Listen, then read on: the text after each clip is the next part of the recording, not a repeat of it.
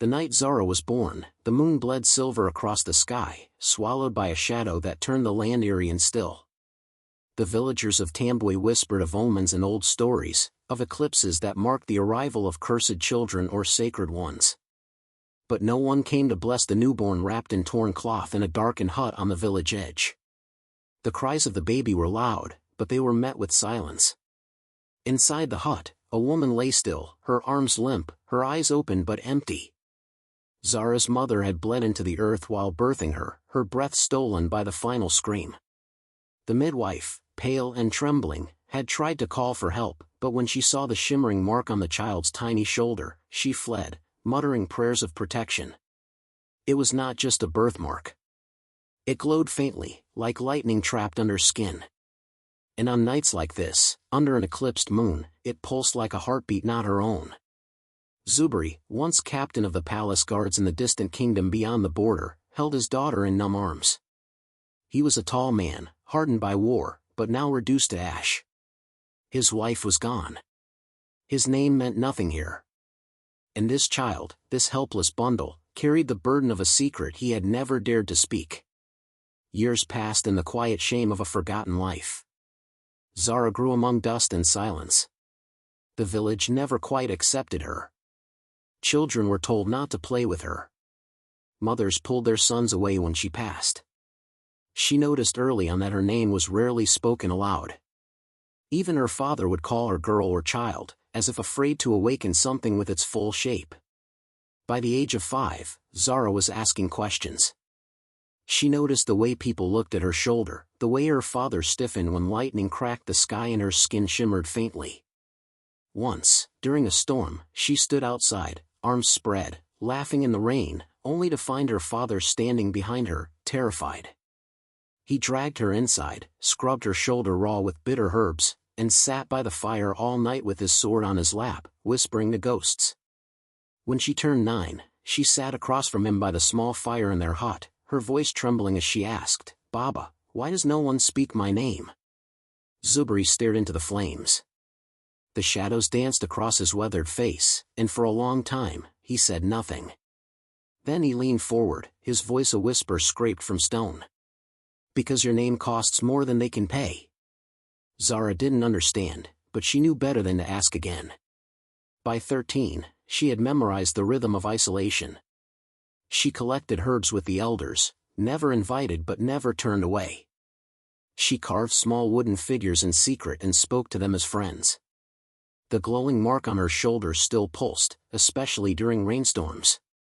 It didn't hurt, it almost felt like it was alive, as if something inside her was trying to awaken. One night, during a rare feast, the village fire blazed high, and an old storyteller visited. He spoke of kingdoms lost to greed, of royal bloodlines hidden in plain sight, and of a girl born beneath an eclipsed moon, marked by thunder. Zara sat among the shadows, her fingers tight around her cup. The old man caught her eyes. He stuttered. And then, without finishing his tale, he packed his things and left. Zara watched him go, heart pounding. She turned to ask her father what it meant, but he was already gone, his place at the fire empty, just like all her questions. Zara's childhood unfolded like a tale no one wished to hear, quiet, clipped, and unwelcome. While other children chased each other through the fields, dancing in the dust with laughter spilling from their mouths, Zara was the shadow that lingered on the edge of every game. If she stepped too close, the air around her thinned. If she tried to join, the play ended. Whispers followed her like an echo she couldn't shake. Some called her storm child, others simply said, "Not like us." Her father never scolded the villagers. He simply watched them with heavy eyes, then took Zara home early each time she tried to belong. Their hut sat farther from the heart of Tambwe than most, pressed between a grove of whispering trees and the distant hum of the river. The river, the border. Zara often gazed at it from afar, watched it shimmer under the sun or swell with stormwater, and wondered why her father always said, "Never go near it." His voice was firm, but his eyes were frightened. Always frightened. There were days when Zara would wake before dawn and run to the tree line, staring at the border where the river bent like a silver snake through the valley. She had never seen what lay beyond. Just once, she had stepped too close. The current was lazy that day, the air still. But then, without warning, wind surged through the trees, and thunder cracked without a cloud in the sky. Her shoulder burned. Not with pain, but with something deeper. Something that told her she was not meant to cross. Not yet. At night, Zara dreamed of a different world. A palace carved into a mountain, its towers spiraling like fire into the sky. The walls shimmered with golden stone. Music drifted through marbled halls, and a queen with soft eyes knelt to touch her cheek. "You are home," the queen whispered. But then the vision would tremble, break, and Zara would awaken in her cold bed, smoke from their fire curling into nothing. There was no gold. Only ash. Her father rarely spoke of anything beyond the hut, the herbs, the chores. But Zara began to notice things. Sometimes, she would wake to find him gone, returning before sunrise with scratches across his arms and eyes red from crying. One day, when he thought she was asleep, she saw him kneeling beside a wooden box half buried beneath their floor mat. In his hands was a pendant, unlike anything she had seen before. A triangle of smooth stone wrapped in gold thread, glowing faintly in the dark. He held it like a wound, and when his tears touched the stone, it shimmered with faint blue light. Zara didn't ask what it was. Not that night. But she began to watch him more carefully. One market day, a traveling storyteller arrived, this one younger than the last, with bright teeth and a louder voice. He gathered the children near the main fire, but Zara stood behind the stalls, unseen. The man spun a tale of a hidden kingdom that once thrived beyond the river. He spoke of a warrior queen betrayed by her council, a child born during a skyfall, and a prophecy that spoke of the one who bears the storm's kiss. Zara felt her heart slow. She had heard parts of stories like this before, but this time, the man described the child with detail: hair like coiled night, eyes deep brown flecked with stormlight, and a glowing mark on the shoulder that pulsed when danger drew near. She stepped forward without realizing it. Just into the firelight. Just close enough. The storyteller's words caught. His eyes found hers. The smile vanished from his face. For one suspended breath, the crowd turned to see what had stolen his tongue, but Zara was already backing away, into shadow. That night, the storyteller left before dawn. The next day, Zara found her father tightening the leather straps on a pack she had never seen before. When she asked where he was going, he only said, "Soon." His hands shook. He didn't meet her eyes. Zara knew then that the walls around her life weren't just built by the villagers. Her father had helped stack them. Whatever truth she was born into, it had been buried deep beneath silence and fear, and someone else had recognized it before she had. Still, she said nothing. She simply waited by the window that night, watching the moon rise and wondering how many more dreams she'd need to have before one of them stayed. It was long before the first rooster cried when Zara's father woke her. No words, just a nudge and the flicker of a candle flame dancing against the wall. His face was stern, eyes sunken, voice tight. "Put on your shoes. We leave now." Zara blinked through sleep, confused. "Where are we going?" He didn't answer. She followed him without more questions, because something in his walk told her this was not a morning like others. He moved like a man carrying stones in his chest. He'd already packed what little they had, 2 satchels, a water skin, a blanket, and a pouch of dried fruit. He left the herbs, the small carved stool, the old cooking pot. He didn't look back. They left Tambwe while the sky was still dark and the village lay in the hush between dreams and dawn. No one saw them. No one stopped them. Zara glanced over her shoulder more than once, hoping someone might. But no lights flickered behind the shutters. No voices called. They walked in silence. Zara tried to keep pace, her legs trembling as the path narrowed into thick bush and damp soil. The trees grew dense. Birds watched them without sound. As the sun rose, the forest came alive, but her father remained distant. Once, she tried to break the silence. "Baba," she said, "are we going somewhere new? Are we leaving forever?" He didn't look at her. "You'll understand soon." That was all. They walked through the morning and into the afternoon. Zara's legs ached. Her lips cracked. But she didn't complain. There was something sacred, or broken, about this journey. A farewell curled at the edges of every step, even if no one had said goodbye. When they stopped to drink, Zara sat beside a twisted tree, rubbing her ankles. Her father stood a few feet away, staring into the distance. She followed his gaze and saw mountains ahead, faint and distant, their peaks like jagged teeth against the pale blue sky. She chewed a date slowly.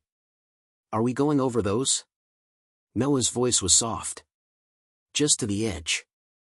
They didn't speak again until the sun dipped low, staining the sky orange and red. By then, the path had narrowed to a mossy trail that seemed to hum beneath their feet. The air smelled of wet stone and wildflowers Zara didn't recognize. Finally, they reached a clearing. The trees fell away like bowing heads, revealing a wide, flat plain cut clean down the middle by a shimmering river. And there, across the bank, stood two stone pillars. They were tall, ancient, carved with runes Zara couldn't read, wrapped in moss and weathered time. They looked like guards holding back a world. Zara froze. "Is this the border?" Her father nodded. The wind stirred her braids, tugged gently at the edge of her tunic. The river glinted under the fading sun. Everything in her ached to know. Her fingers curled into her palms. "Baba, what's on the other side?" His hands trembled slightly as he reached into his satchel. He pulled out a small bundle, wrapped in cloth, bound with twine. Slowly, gently, he pressed it into her hands. Zara unwrapped it. Inside was a pouch of dates, a flask of water, and the pendant. The one he had cried over in the dark. She looked up at him, her voice thin. "Why are you giving me this?" Still, he said nothing. He turned toward the river. "Baba," she whispered, following him, panic rising in her chest. "Please tell me. Are we going across together?" They reached the river's edge. The water wasn't deep. A narrow stone path, half submerged, half slick with moss, led to the opposite bank. The two stone sentries loomed larger now. Zara could feel the air shift between them. The pendant in her hand grew warm. Her father looked at her then, really looked at her. His eyes were full of something she'd never seen before. Not fear. Not shame. But sorrow so deep it could drown a mountain. He placed a hand on her shoulder, over the glowing mark. "Zara," he said quietly. "You are more than I can protect. More than I was allowed to keep." She didn't understand. "What do you mean?" He knelt and kissed her forehead. "Forgive me." No, she shook her head, the panic now pouring in. "Forgive you for what?" He stood. "Baba, wait, where are you going?" He took a step back across the river. Zara reached for him, but he stepped further. Water splashed around his ankles. She followed 2 steps in, but the air between the stone sentries pushed back at her, like an invisible wall humming with force. "Baba," she cried, tears finally spilling. "You said you'd never leave me." He looked once more, eyes wet. "I didn't," he whispered. "I brought you home." And then he turned and walked away. Step by step. Never looking back. Zara screamed after him, but the wind swallowed her voice. Her feet refused to move. The pendant in her hand pulsed with a steady rhythm, like a heart. She stood on the edge of a river that sang like memory and ached like a wound, alone, with only the sound of the stones watching waiting. The air was unnaturally still after her father disappeared into the trees, swallowed by shadows and silence. Zara stood frozen at the river's edge, the warmth of the pendant in her palm the only proof that anything had just happened. The river no longer hummed, it held its breath, as if the land itself waited to see what she would do next. She turned toward the stone sentries. Their carved faces stared over her head, their expressions unreadable, worn smooth by time and rain.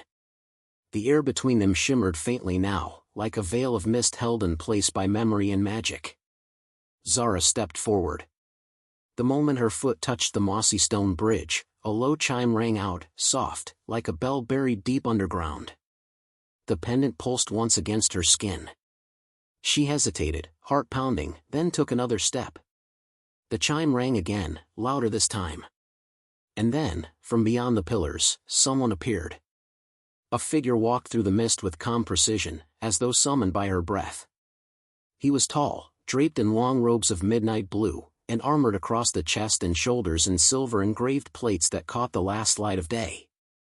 A spear rested at his side, but he held it like a staff, not a weapon.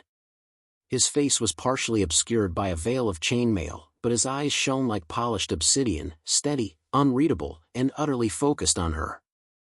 Zara's instincts tensed. She backed away, expecting a command to stop, to leave, to go back where she came from. She wasn't supposed to be here. Her father had left her, not let her in. She was just a girl from a village that hated her, carrying a pendant she didn't understand.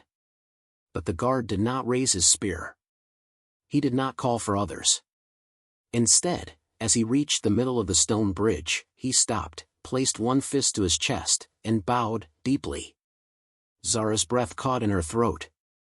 "Welcome home," the guard said, his voice smooth and low. "You may enter, princess." She didn't answer at first. Her tongue felt tied in knots. The world tilted slightly, the meaning of his words hanging in the air like smoke. "What did you call me?" He rose from his bow slowly. "Princess Zara of the Sky Kingdom, daughter of Queen Naya of the Northern Flame." I'm not a princess." Her voice cracked, disbelief swelling in her throat. "My mother, she died when I was born. My father, he was just a farmer." The guard studied her in silence, then looked at the pendant she clutched in her palm. "Then why do you carry her seal?" he asked. Zara opened her fingers. The pendant no longer glowed, but its warmth remained. Up close, the fine etching was visible, 3 curved lines spiraling into a single point, like a storm funnel or a flame being drawn inward. The air around it shimmered faintly. The guard took one step forward and held out his hand, not to take the pendant, but to touch her shoulder, her marked shoulder. She flinched, but did not move away. "I was told to wait for the girl with a mark like thunder," he said gently. "That when she crossed the river line, the land would know.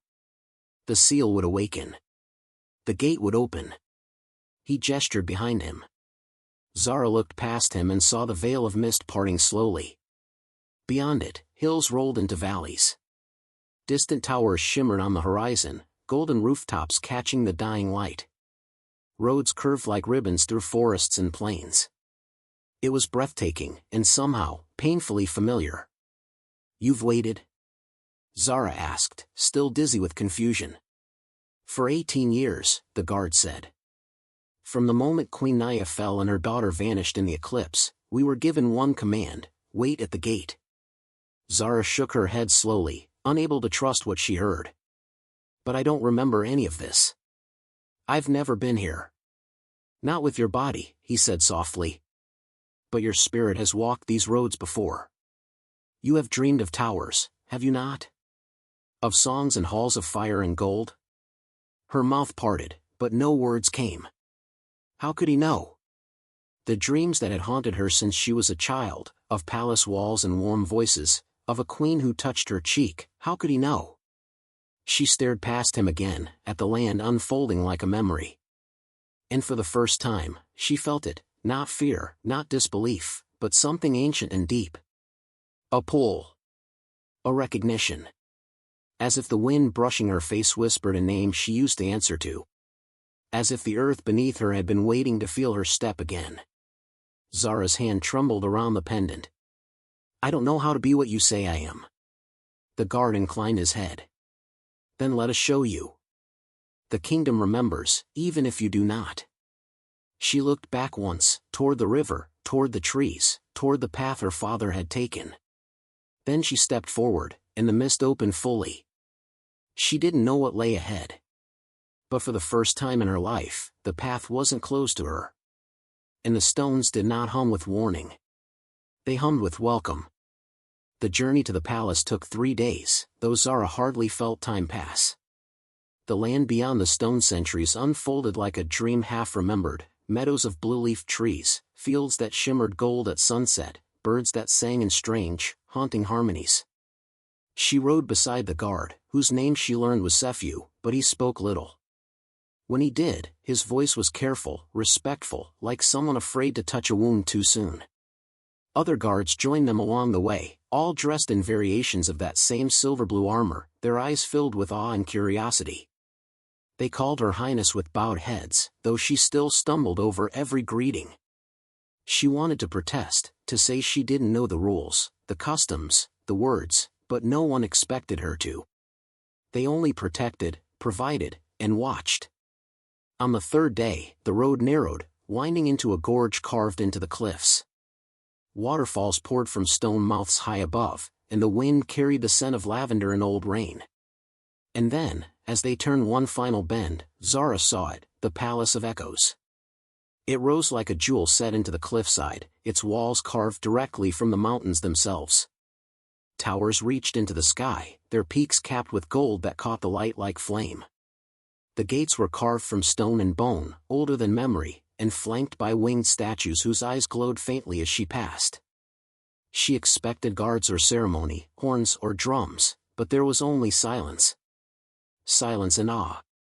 As she dismounted and stepped through the archway, a line of robed servants bowed low on either side. They did not speak. Some of them trembled. One of them wept. Inside, the halls were vast and echoing, their ceilings painted with constellations Zara didn't recognize but felt she should. Every wall told a story, murals that moved subtly as she passed, as though the stone itself acknowledged her. A young woman stood in many of the murals, dark-skinned, eyes aglow, her hair braided with fire-colored beads. In one, she stood on a mountaintop holding a sword above her head. In another, she cradled a newborn beneath a sky torn by eclipse. Zara stopped at that one. The woman's face was hers. Same jawline. Same shape of nose. Same storm mark on her shoulder. She reached out to touch it, and the mural hummed beneath her fingers. A soft sound, like breath turning into song. A woman's voice whispered, "You are safe now, my little flame." Zara staggered back. The servants didn't react. One gently offered her a cup of water.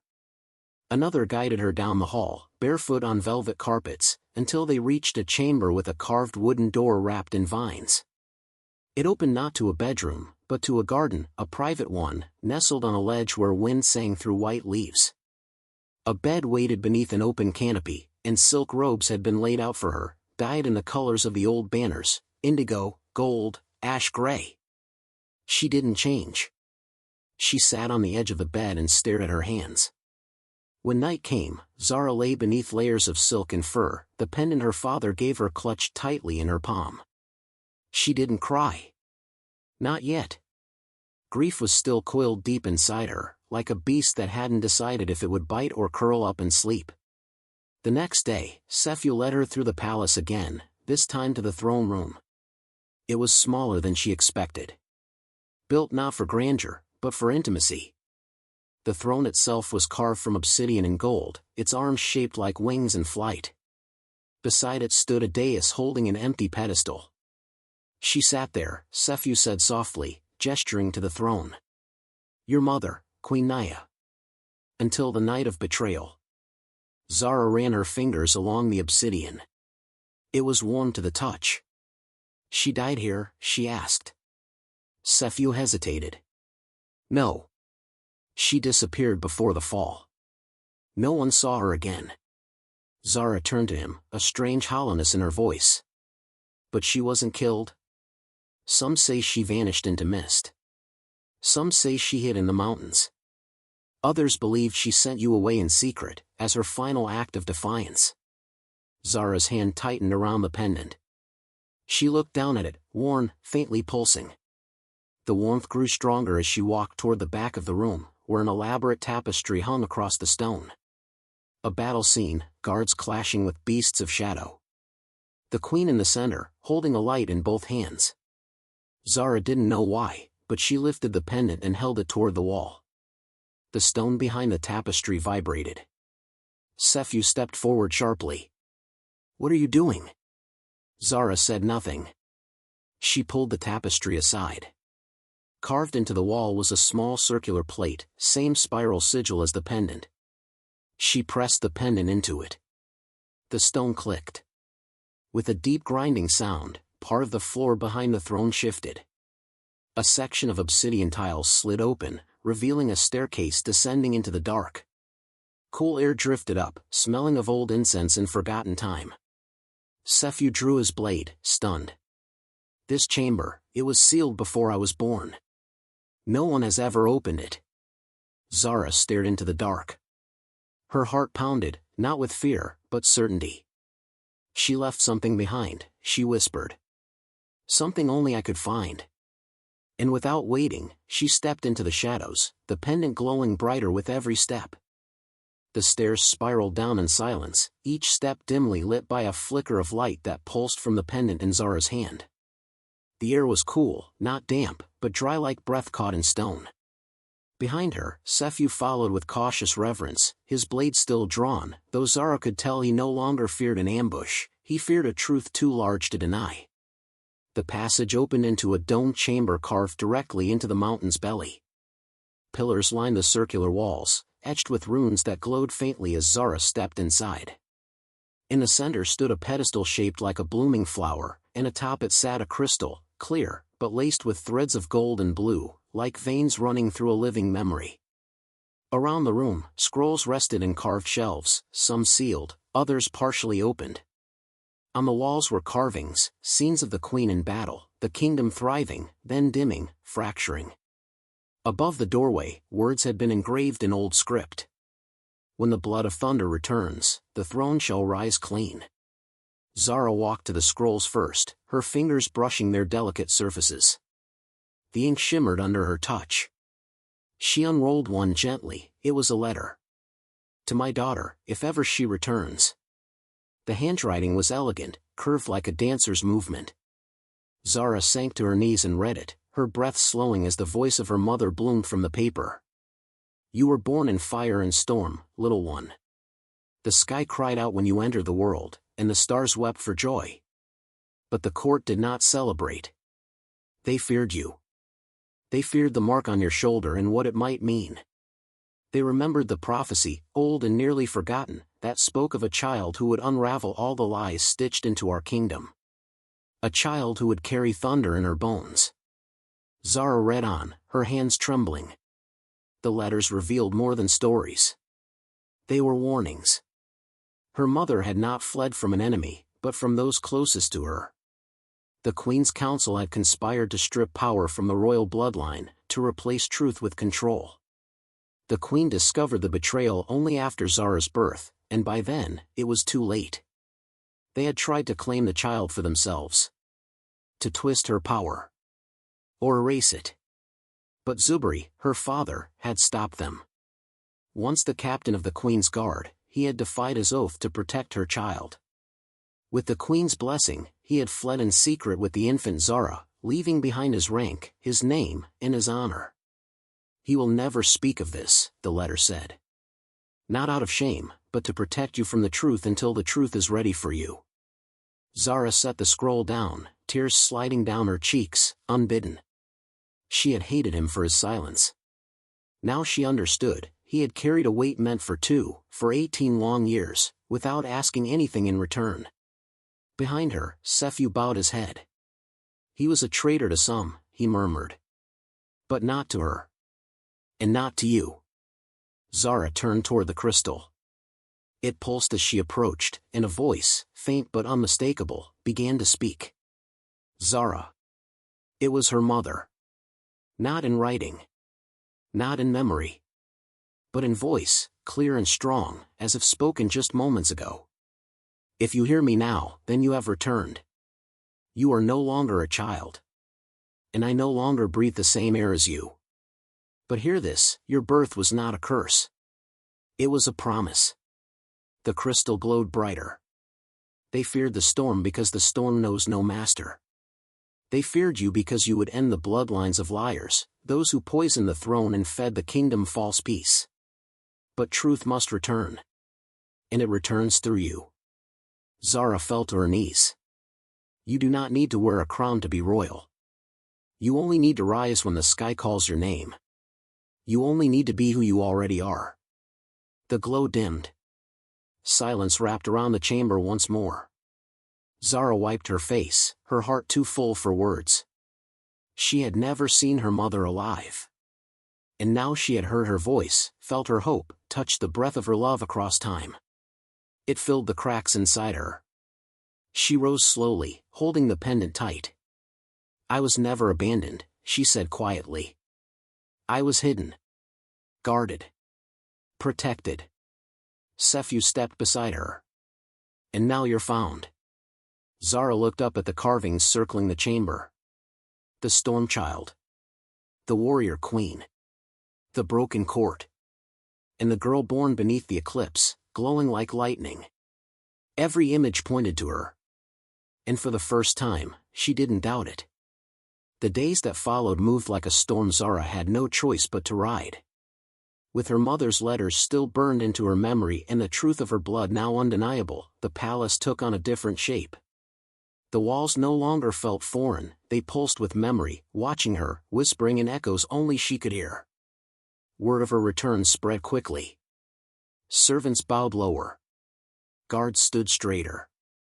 Elders came down from their towers to look at her with careful eyes, their expressions caught between wonder and weariness. Some welcomed her with solemn respect. Others avoided her gaze altogether. But no one told her to leave. Instead, they gave her rooms in the East Wing, rooms once sealed after Queen Naya's disappearance. There, the walls were lined with old maps, delicate gowns folded with herbs to preserve their colors, and scrolls bearing Zara's name before she had even known how to speak it. On her second morning, a woman arrived to take charge of her royal education. Lady Tana, a silver-haired figure in deep indigo robes, had eyes like cracked stone, sharp and full of knowledge she didn't always care to share. She made Zara sit upright for hours, correcting her posture, her tone, her gait. She drilled her in languages Zara had never heard but somehow understood the rhythm of. She introduced her to the palace's ancient codes, rules of governance, and the history of every royal bloodline that came before. It was exhausting. At the end of each lesson, Zara would collapse onto her bed, her body sore, her brain burning. But she never complained. Not once. Because every bruise of confusion, every scraped word, was proof that she was stepping into something that had once been stolen from her. Still, the palace was not safe. Whispers trailed her in the halls, fragments of doubt and envy. Some of the elders refused to address her as princess, instead using her name without title. One day, someone tampered with her tea. The servant delivering it turned pale just before she drank and confessed that he'd been bribed. Another day, a sharp metal shard was hidden in the sole of her ceremonial sandals. She found it just before stepping onto the marble floor. Sephu doubled her guard. But Zara said nothing of fear. Each attempt to chase her away only made her more certain she had to stay. She would not run. Not again. Her body changed too. She trained with the palace guard each morning before the sun rose. They didn't go easy on her. Blades were dull at first, but her bruises were real. They made her sweat and bleed and stagger, until one morning, Zara blocked a strike without flinching and turned it back with perfect form. The guards paused, nodded, and from then on, they called her Stormborn. But it was not the swordplay that made her falter, it was the mirrors. One evening, after a lesson in royal court rituals, Zara was led to the dressing chamber. There, a silk gown waited, deep blue, embroidered with threads of silver. A tiara shaped like flame rested on a velvet cushion. They dressed her slowly, reverently. When she stood before the mirror, she barely recognized the woman staring back. Her shoulders were square. Her posture flawless. The mark on her shoulder, no longer hidden, glowed faintly beneath a transparent sleeve. She looked regal. Commanding. But beneath it all, she felt hollow. She placed her fingers lightly on the mirror, her voice almost too quiet to hear. Do I deserve any of this? Behind her, a voice answered. You were born to it. You simply survived long enough to wear it. Zara turned. An old woman stood in the doorway, short and round with skin like worn leather and eyes that shimmered with warmth. She hadn't seen her before. The woman wore simple garments, no sign of rank or title. But the way she walked, slow, deliberate, unafraid, made Zara pause. Who are you? Zara asked. I am Nia, the woman said. They say I sweep the West Wing, but I was once more than that. Zara tilted her head. What were you? The woman smiled sadly. Your first breath. Zara blinked. What? I was the one who held you when your mother could no longer breathe. I was your wet nurse, your lullaby singer, your secret keeper. Until they forced me to disappear. She stepped closer and took Zara's hand. But I did not go far. I waited. I watched. Zara's throat tightened. You knew where I was. No, Nia said. But I knew your father would protect you. He was loyal beyond words. Zara didn't realize tears had filled her eyes until one rolled down her cheek. Why didn't you come sooner? She whispered. Nia touched her cheek gently. Because those who feared you feared me, too. I kept quiet to keep your bloodline alive. But now you are here. And I will not stay silent again. Zara wrapped her arms around the woman, and for the first time in weeks, let herself be held. That night, Nia stayed with her, telling stories of her mother, of how she used to sing in the garden, how she would dance in the rain, how she spoke of Zara's future with fire in her eyes. And when Zara fell asleep, it was not in fear, not in confusion, but in the warm memory of being known. She no longer needed proof that she belonged. She was the storm in waiting. And she was rising. The knock came just after sunrise, firm, hurried. Zara had barely finished dressing when Sephew entered, his face clouded with urgency. A man was found near the river line, he said. He was hiding among the cliffs. When questioned, he refused to speak. Zara paused, heartbeat quickening. What kind of man? Middle-aged. Wounded. They say he fought back before he was overwhelmed. He wore no crest, but, Sephew hesitated. He carried this. He held out a strip of leather, frayed, worn smooth with time. Zara recognized it immediately. It was part of her father's satchel. The one he'd always kept at his side. She snatched it from Sephew's hand, her voice low but hard. Where is he? In the holding courtyard below the eastern gate. She didn't wait for more. Without robe or crown, she rushed through the palace corridors, Nia and Sephew following closely behind. The halls blurred past, carved stone, high arches, servants pausing mid-bow. Zara's feet barely touched the ground. The courtyard was quiet, its shadows still long with mourning. In the center, two guards flanked a man slumped against a post, wrists bound, face bruised. His tunic was torn, stained with dried blood. His hair hung in tangled locks over his eyes. But Zara would have known him anywhere. Baba. She fell to her knees beside him, brushing the hair from his face. His eyes fluttered open. Blood had dried at the corner of his mouth, and a welt had formed over one cheekbone, but when he saw her, he tried to sit up. No, she said quickly. Don't move. I'm here. He blinked slowly, struggling to focus. Zara. His voice was dry, cracked, barely more than breath. I told them to stop, she whispered fiercely. They didn't know. I didn't know. I'm so sorry. He reached one hand toward her weakly, the ropes biting into his skin. She grasped it tightly. I never stopped guarding you, he murmured, eyes soft despite the pain. Even from far away. Tears stung her eyes. She turned sharply toward the guards. Who gave the order to arrest him? One of them stepped forward, head bowed. Highness, he was found past the sacred boundary without herald or escort. It is forbidden, especially for those with no identification. We followed royal protocol. She stood, breath shaky, fury simmering behind her ribs. That man is the one who carried your true heir across those very cliffs 18 years ago. He broke no law greater than loyalty. Sephew stepped beside her, his brow furrowed. There is a dilemma, princess. Even if he's who you say, the council may object. They could claim treason, or desertion. Zara's gaze darkened. Let them. She turned toward the guards again. Unbind him. The lead guard hesitated. We cannot release a prisoner without proper clearance from the high chamber. Zara's jaw clenched. Her hand went to the pendant around her neck. It had not pulsed in days, but now, it warmed against her skin. I invoke the right of binding blood, she said clearly. Gasps echoed around the courtyard. Even Sephew blinked in shock. That law has not been called in generations, he said.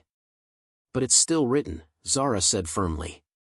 A true heir may free any subject who once served the crown at cost of exile or death. She turned to face the guards. This man served Queen Naya. He protected her bloodline at great personal sacrifice.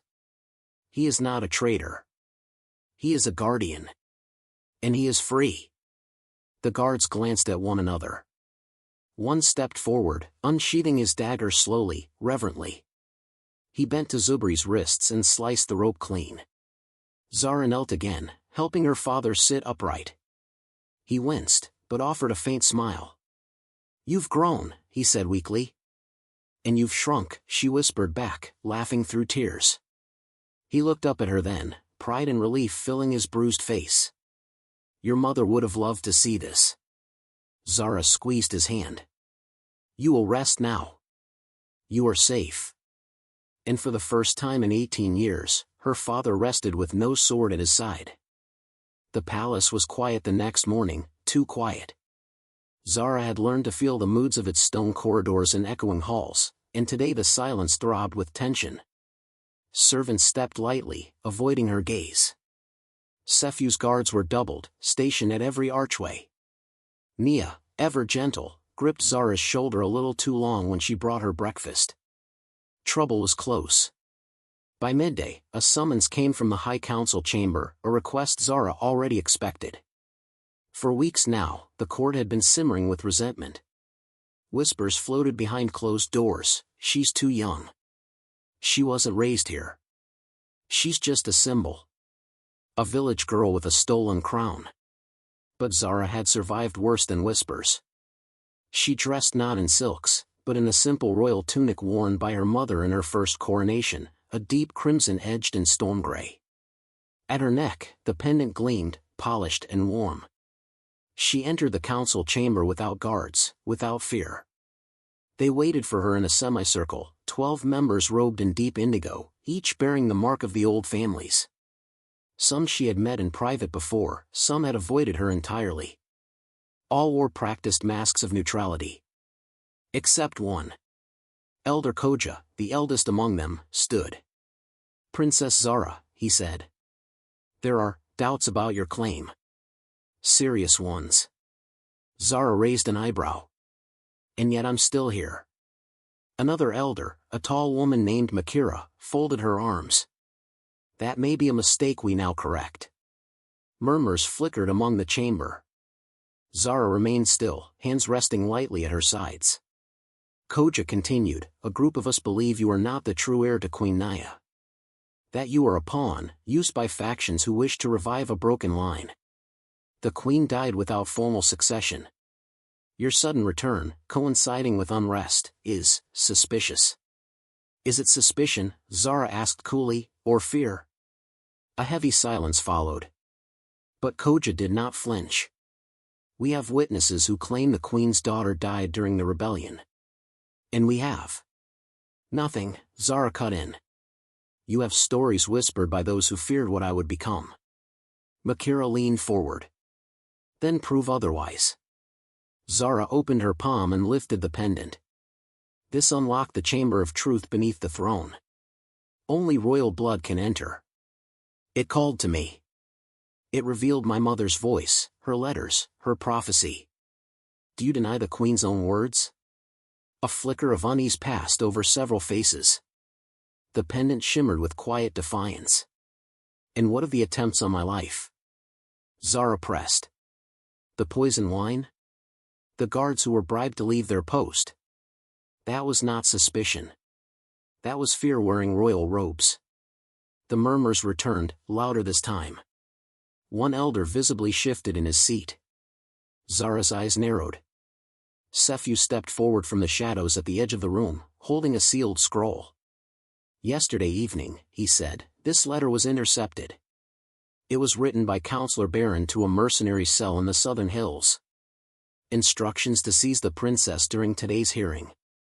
Gasps rippled through the chamber. Zara's gaze snapped to Baron, the man seated 3 places to Koja's left.